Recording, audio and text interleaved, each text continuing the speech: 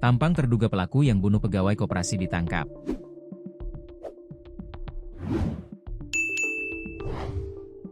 Kapolsek Natar, Polres Lampung Selatan, Polda Lampung AKP Setio Budihowo membenarkan pihaknya sudah menangkap terduga pelaku pembunuhan pegawai koperasi. Kamis, 31 Juli 2025. Iya, ujarnya. Ia menyebut pelaku dan perkara kasus sudah dilimpahkan ke Polda Lampung. Sudah kami limpahkan perkara dan tersangkanya ke Polda Lampung, ujarnya.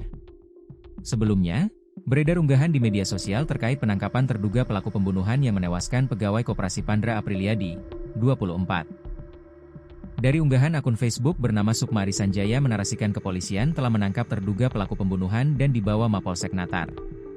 Alhamdulillah pelaku pembunuhan petugas koperasi Pandra Apriliadi, 21, berhasil ditangkap.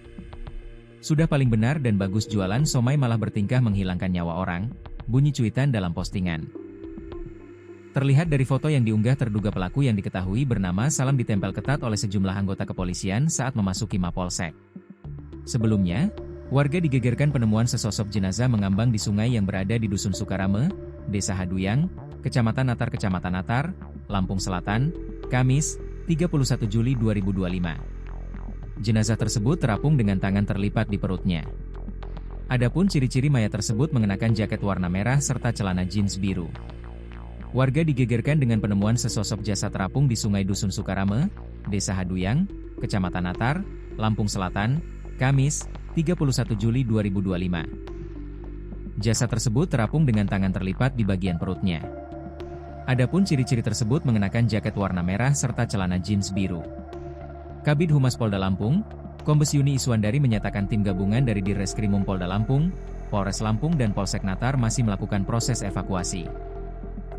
Benar, pagi tadi ditemukan jenazah terapung di sungai yang berada di Desa Haduyang. Saat ini masih dalam proses evakuasi, tim juga meminta bantuan oleh Basarnas karena memang medan yang licin akibat hujan, katanya, Kamis, 31 Juli 2025. Terkait identitas jasad, Yuni menjelaskan masih menunggu hasil autopsi. Identitas belum diketahui, jenazah rencananya akan dibawa ke Rumah Sakit Bayangkara Polda Lampung untuk dilakukan proses autopsi, tuturnya. Ia memastikan tim masih bekerja untuk mengungkap penyebab kematian jasad tersebut. Langkah-langkah yang kami lakukan saat ini melakukan olah TKP, kemudian nanti kami cari informasi siapa keluarga jenazah ini dengan menggali keterangan saksi-saksi, tutupnya.